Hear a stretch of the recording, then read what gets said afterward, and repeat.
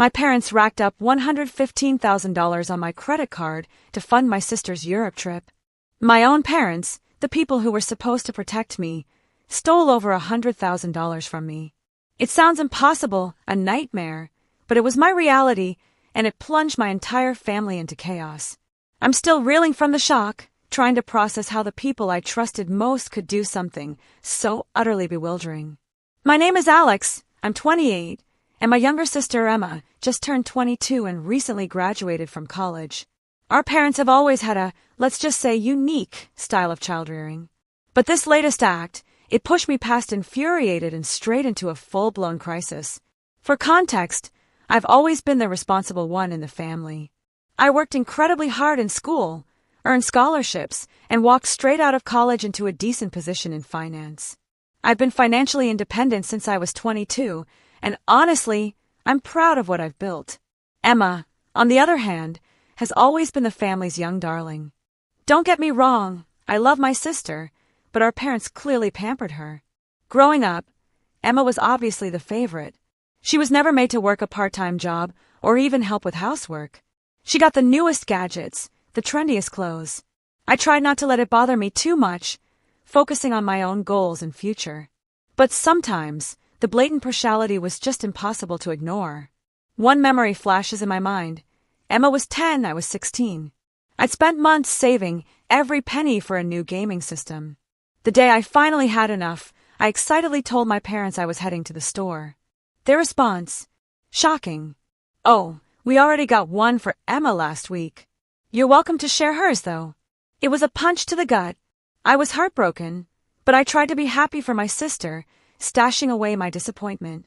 Fast forward to the present. Emma recently earned her degree in communications. She worked hard, and she absolutely deserved to celebrate. I truly was proud of her, and I even gave her a beautiful graduation present, a new laptop she'd been coveting for ages. Then, last week, my mother called. She was bursting with enthusiasm, gushing about Emma's ideal graduation present, a month-long trip throughout Europe. My heart swelled with a brief moment of warmth, thinking it was a kind gesture from our parents. That's when the bombshell dropped. "Oh, we used your credit card to book it all," my mother remarked dismissively, as though she were discussing the weather. "We needed the points from your card to upgrade some of the flights and hotels. We'll pay you back, naturally." I had no words. What I was hearing defied belief. My mind raced, trying to process the absurdity of it all. When I finally recovered my voice, I managed to ask about the expenditure. The response made me feel as though I had been pummeled in the gut. $115,000. $115,000. On my credit card. Without my authorization, without my knowledge. Trying to keep my voice steady, I continued, "Mom, you cannot just use my credit card without asking me. That's illegal. And $115,000 is a lot of money." She dismissed my worries with a wave of her hand. "Oh, Alex, don't be so theatrical. It's for your sister's graduation. Family looks out for one another. Besides, we're good for it. We'll eventually pay you back." Eventually? What did that even mean? And how was $115,000 considered a casual sum? My mother wasn't hearing it. When I attempted to explain why this was such a big deal, the devastating effect on my credit score, the fact that I might need that credit limit for actual emergencies, the pure, raw betrayal of trust, her voice turned icy. "You have always been so selfish," she remarked. "Could you simply be glad for your sister? This is her big moment. Your penny-pinching habits are trying to destroy it." What I was hearing defied belief. For complaining about an illegal $115,000 transaction on my credit card, I was suddenly the selfish one. My blood ran cold. I hung up the phone feeling a sickening cocktail of hurt, wrath, and incredulity. I spent the next few days trying to talk to my dad, fully expecting him to be more reasonable, but he just confirmed what my mother had said. I was exaggerating, and I should encourage my sister more. Emma, for her part, appeared completely blind to the circumstances. She just gushed about how thrilled she was about the trip, thanking me for helping her graduate. A remark that made my stomach twist. I felt like I was going insane. Was I indeed the irrational one here? I decided to contest the charges and called the credit card company. However, to my astonishment, I found that my parents had booked everything online using my card details, which they had in case of a genuine emergency. The credit card company informed me that it wasn't deemed fraud, as I had provided them with my details. I was left with a $115,000 debt, a maxed-out credit card, and a family who truly believed I was being self-serving for not wanting to pay for my sister's outrageously expensive trip. The people who were meant to love and encourage me had utterly betrayed me. I was hurt, angry, and completely lost about what to do. A part of me wanted to call off the entire vacation, though I knew that would cause major family strife. Another side of me just wanted to simply pay it off to save the drama. But $115,000 is a monumental sum of money, and the idea of letting this stand truly disturbed me. Furthermore, allowing this to fall could set a terrible standard for more financial mistreatment going forward. Was my reaction too strong? Should I just swallow it and pay for my sister's vacation, or should I stick to my guns, even if it meant potentially souring ties with my entire family? I could really use some guidance. I felt utterly lost. By the way, if this story has you on the edge of your seat, make sure to hit that subscribe button. You won't want to miss what happens next, because trust me, it only gets wilder. Your advice was a lifeline. The sheer reaction to my initial post really startled me, and reviewing your responses helped me to see that my anger over this scenario was not insane. I felt violated to my core. Considering your counsel, I decided to proceed. I first escalated the problem by calling my credit card provider once more. I detailed the circumstances, stressing that although my parents had my card information for an emergency, I had never approved this particular use. Following some back and forth, they decided to look at the charges as possible fraud.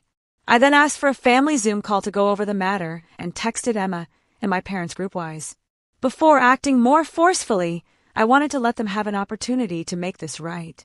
The call was, to say the least, intensely awkward. I began gently, outlining why their acts were unacceptable, the legal ramifications, the broken trust, and the crushing financial burden it placed on me. I informed them they had to immediately cancel the vacation since I had reported the charges as fraudulent. My parents' response was not what I had hoped. They were outraged, accusing me of being dramatic and seeking to spoil Emma's graduation celebration.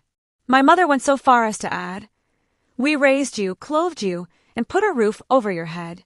The least you could do is assist your sister in having a trip of a lifetime."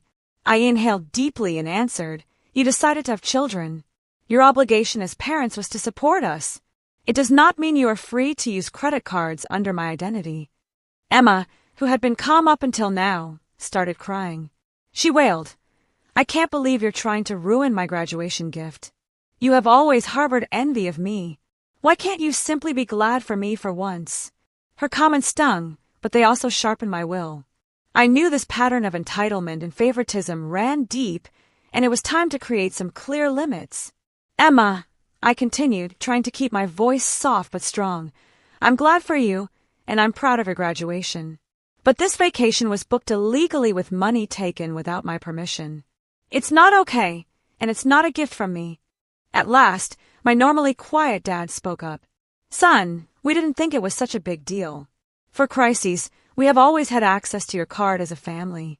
We simply reasoned that this one occasion would be acceptable." My jaw nearly hit the floor. "Dad, this was not an emergency, and $115,000 is not a small sum. You cannot only choose to spend my money without even consulting me." Emma was crying. My parents were furious, and I felt utterly exhausted but determined.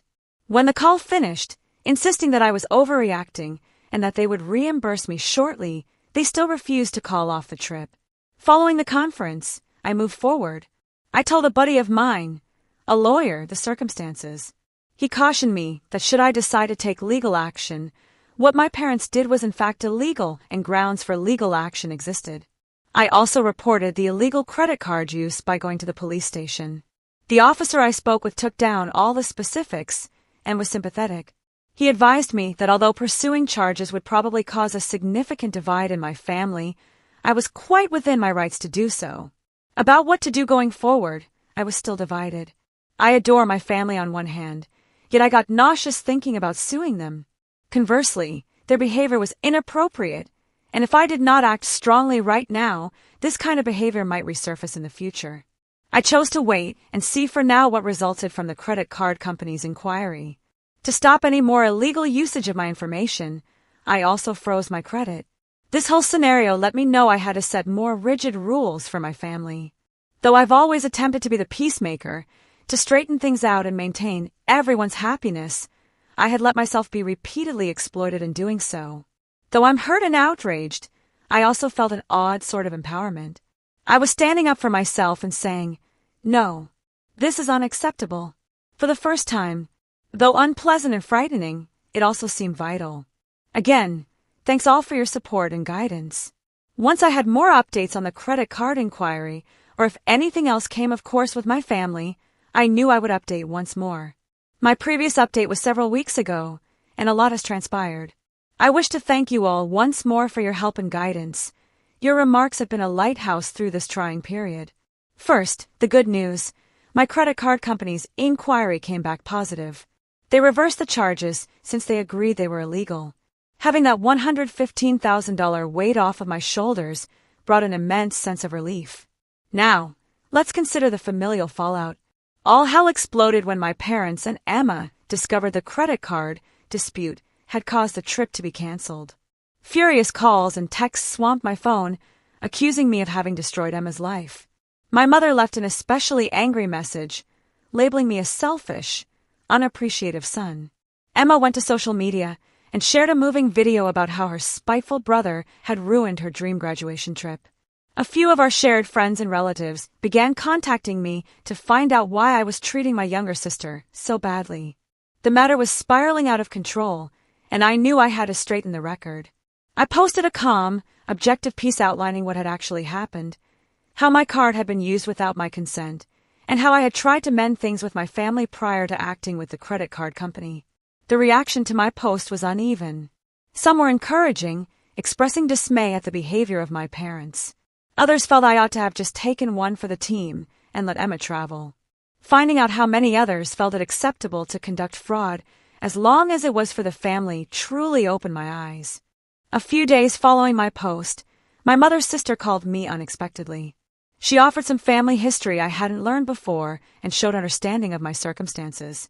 My mother, apparently, had a history of financial irresponsibility and had in the past taken advantage of family members. My aunt gave me her support and urged me to be firm. Talking with my aunt helped me to see that the problem went beyond one occurrence. Years of enabled and excused behavior had set a habit of behavior. I understood then that I had to keep strict limits, not only for my own benefit, but also to stop the cycle of financial mistreatment. I made the decision to go really big. For the foreseeable future, I informed my parents I would be not interacting with them at all. I said I couldn't trust them right now, and I needed time to sort through what had happened. Emma also heard me say that although I loved her and felt good about her accomplishments, I wanted some distance from her too. Their responses were almost universally unfavorable. My parents charged me with severing the family. Emma sobbed and stated I was punishing her for something outside her control. Though difficult, I stayed firm in my choice. Amid all this family turmoil, I had been especially focused on shielding myself against potential financial mistreatment. I replaced all of my passwords, closed the credit card my parents had access to, and opened a fresh one at another bank. To work through my emotions about the circumstances and create better limits, I had also begun visiting a therapist. One unanticipated benefit of this whole process is that it has brought me closer to a few relatives, including my aunt, who contacted me to provide encouragement. Knowing that not every member of my family found what my parents did acceptable was a good feeling. Regarding Emma's graduation vacation, I learned via the family grapevine that her parents were still considering sending her someplace. Though I kept reminding myself that it wasn't my obligation to offer that for her, part of me felt bad about her missing the Europe vacation. I still found myself battling doubt and remorse sometimes. I worried whether I did the right thing or was too harsh. But then I remembered the violation I felt when I found out what they had done, and I knew I had made the correct decision in speaking out for myself. Though it's a painful wake-up call, this event has also been a valuable lesson in self-respect and establishing limitations. I'm finding that love shouldn't have a price tag, and that saying no, even to family, is okay. Again, I appreciate your support. For now, I'm concentrating on mending and moving forward. I would post should there be any noteworthy changes. My last update was almost 2 months ago, so I wanted to let you all know about some advancements over this trying period. Your ongoing support and guidance has been priceless. Let us start with the most urgent matter, the legal one. Following much thought and legal advice, I opted against charging my parents. This wasn't a simple choice, and I know many of you suggested I file a lawsuit. My attorney noted, though, that since the credit card company had reversed the charges, going for a criminal prosecution would be difficult and maybe expensive without any assurance of victory. Rather, we formally wrote my parents a cease and desist letter, telling them that any future use of my financial data would cause instant legal action. Now on the family matter, the no-contact period with Emma and my parents has been instructive and difficult at once. It allowed me time to consider our family dynamics and concentrate on myself. I've been regularly attending therapy, which has been quite beneficial in helping me to process my emotions and create better limits. About 1 month into the no-contact period, Emma sent me an uninvited email. Unlike her earlier crying claims, this email was refreshingly adult. She said she had given it much thought and came to see how mistaken our parents' behavior was. She felt bad about her first response and about not defending me. Emma said she had always known about the favoritism but had been too comfortable and afraid to question it. Though I was cautiously hopeful by Emma's email, I decided to go gently. Since then, we have had a few phone calls. From what I can see, she is actually attempting to grasp my viewpoint. She had earlier kept to herself some of her own experiences with our parents' financial carelessness. The aborted Europe trip seemed to be a wake-up call for her as well. Regarding my parents, they have been less ready to take accountability. From guilt-tripping emails to enraged voicemails, they have tried multiple times to reach me. One day my mother even showed up at my apartment without warning, creating quite a disturbance in the corridor. Though it was tough, I stayed my ground and avoided interacting. The extended family dynamics have been conflicted. Some family members have been encouraging, especially my aunt who first got in touch. She is now a great friend and ally. Others, using the but their family justification, nevertheless encouraged me to reconcile with my parents. For my own mental peace, I have had to cut ties to some of these cousins. Positively, nonetheless, the circumstance has resulted in some unanticipated personal development. Spending the time and effort I used to manage the drama in my family has helped me to concentrate more on my own life and aspirations. I have started a new pastime, photography, and have been spending more time with pals that honor my limits. I have also made some really important financial choices. I started establishing a stronger emergency fund and have been more generous to my retirement funds. The value of financial freedom and stability has been really emphasized by this whole experience. Last week brought one especially fulfilling event at work. I got a promotion, accompanied by a significant wage raise. I might have felt obliged in the past to tell my family this news and the money gained. This time, I celebrated privately with a small group of close friends, glad of my achievements, free from guilt or obligation to share. Regarding Emma's graduation vacation, my aunt told me our parents ultimately sent her on a 2-week California tour. Emma apparently had fun with it. Looking ahead, I'm somewhat hopeful but yet wary. I have chosen to keep my parents under no contact for at least 3 more months. I need more time to recover and evaluate whether they can honor my limits. Emma allows me to gently restore our friendship, but I'm moving carefully and keeping clear limits. This encounter has really helped me to learn about the real meaning of family, standing up for myself, and establishing limits. Family, I've come to see, is about love, respect, and support as much as blood ties. The friends and relatives who have supported me during this struggle have shown me what actual family entails. About financial freedom, I have also gained a useful insight. Although I have always been frugal with money, this scenario has made me especially more alert on all of my accounts. I have added extra security measures. I have also become more aggressive in safeguarding my financial data, even from relatives. Particularly during family gatherings I missed because of the no-contact policy, there have been times of uncertainty and grief. Mother's Day proved especially challenging, but I remind myself that my mental health and personal development depend on this distance. One unanticipated result of this is that I have started to be really helpful to friends handling personal family financial problems. Many people have come to me seeking guidance on establishing limits, and handling financially reckless family members. Being able to guide others through the same circumstances makes one feel wonderful. Regarding my parents' financial circumstances, my aunt has told me they are having trouble. Apparently, they had been depending on my credit for purposes beyond Emma's vacation. This has caused some conflict between them, since my dad holds my mom responsible for pushing too far with the credit card theft. Though part of me feels bad knowing they are facing money problems, I tell myself that their bad financial choices are not my duty to correct. Emma has offered some observations on how our parents responded to all of this. She adds they still don't really know why I responded so passionately. They can't understand why I'm making such a big deal out of it. They view their activities as natural family behavior.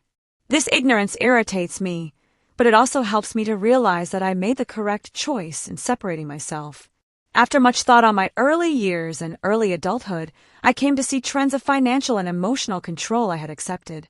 Though it's been a difficult journey, it also releases something. I'm learning to validate my own emotions and experiences apart from parental approval. Regarding my personal life, I have lately started dating once more. Dealing with all this familial drama, I had been reluctant to interact with anyone. But lately, I came across someone who has been rather sympathetic about my circumstances. Though early days, it feels fantastic to be developing a relationship with someone who upholds my values and limits. I'm also thinking about drastically altering my life. Though I have always wanted a master's degree, I put it off somewhat because of worries about how it would affect my capacity to support my family financially. I'm now really researching programs and thinking about diving in. Making decisions grounded just on what's best for my future and me feels empowering. I find as I draft this update how much has changed in a few months. The first shock and resentment had subsided, to be replaced by a cool determination. I'm actively building the life I want for myself, not only responding to the behavior of my family. To those of you perhaps handling such familial problems, I want to say it gets better. Although setting limits is difficult and there can be reactions, keep firm. Your rights include those to guard your mental health, money, and personal belongings. Again, I appreciate all of your support on this trip. Your guidance and support have been a lifesaver. Though I'm not sure what the future holds for my connection with my sister and parents, I know I will be fine whatever comes of it. Right now, I'm stronger, more certain of myself, and ready to meet whatever lies ahead. If there are any major changes, I will notify once more. For now, I am focused on forward-looking and creating the life I want, surrounded by supportive people. Here's to wisdom earned and fresh starts. My last update was 6 months ago, and I felt it was time to let all of you who have been so encouraging over this path know the most recent developments. First, the biggest news. I have been accepted into a master's program in a city 3 hours from where I presently live. This 2-year financial technology program fits very nicely with my professional objectives. Starting this fall, I am equal in excitement and anxiety about this new phase of my life. Choosing to work for this degree was not simple. It involves quitting my career, relocating to a new place, and starting some student debt. But it also means making investments in my future in the manner I have always wanted. I came to see that I had been holding back, constantly weighing how my choices might affect my family. It seems quite freeing to now be choosing based on what would be best for me. Regarding my family, things have changed in ways I never would have predicted. 2 months ago, the no-contact period with my parents formally came to an end. I agreed to a family therapy session run under the direction of a professional therapist. It was quite intense. Defensively, still believing they had done nothing wrong, my parents arrived. But as the session went on, some shockingly real facts emerged. My dad had hidden from everyone, including my mom, a large loss of money from a poor investment for months. They had been covertly struggling financially, and they looked to my credit card to keep up appearances. Many tears and accusations followed from this insight. My dad felt guilty of his bad financial choices. My mom felt deceived by his silence. And both of them at once seemed to realize the weight of what they had done to me. Although this justification does not absolve their behavior, it did enable me to see the desperation driving their bad decisions. The therapist guided us through some of these problems, and for the first time, both of my parents sincerely apologized. Monthly family therapy sessions are going to continue under our agreement. Though I'm still keeping strict limits, and it's a gradual process, I feel cautiously hopeful about reconstructing our connection on better terms. Emma has kept developing and maturing. She moved into her own apartment and started working full-time in order to reach financial independence. Our conversations have become more frequent, and I feel as though I am first starting to know my sister as an adult. She has even sought guidance on saving and budgeting, which is a major advancement in our relationship. Personally, the relationship I highlighted in my last update has evolved into something unique. Though it means we will be doing long distance for a period, Sarah has been quite encouraging of my choice to return to school. Her own experiences with establishing limits with family have made her a great source of insight and encouragement. Financially, I am in good shape. Thanks to the encouragement I got, I was able to somewhat offset the expenses of graduate school and save a sizable sum for my move. I have also started to defend my financial data far more aggressively. I recently had to turn down an attempt by a distant relative to guilt me into co-signing a loan. Though it wasn't easy, I stood my ground and felt good about imposing limits. I've been thinking about how much has changed since that first startling phone call from my mother concerning the credit card charges. As I get ready for this next phase of my life, the hurt and resentment I had then have mostly disappeared. Instead, I now feel empowerment and self-assurance I never realized I had. This process has taught me so much. Even, and especially with family, I now see the value of establishing and upholding limits. True family, whether related by blood or by choice, promotes your development and respects your boundaries. I have come to see that it is okay to give my own well-being and future top priority. Thank you to everyone who has tracked my narrative and provided encouragement and guidance along the road during some quite trying circumstances. Your words have been a lighthouse of strength and clarity. To anyone who might be experiencing similar family conflicts, know that it is possible to emerge on the other side wiser and stronger. I am excited and full of possibilities as I pack my flat and get ready for this new journey, not something I have felt in years. I'm glad of how far I have gone, and I am excited about what the future presents. I'll be busy with my move and starting school, so I might not update again for some time. Nonetheless, I will always be appreciative of the help I have gotten here. Here's to fresh starts, acquired knowledge, and the bravery to design the life we wish for personally. I've shared my journey, my struggles, and my triumphs. Now, I want to hear from you. Have you ever faced such a profound betrayal from family? How did you navigate it, and what lessons did you learn? Tell me in the comments below.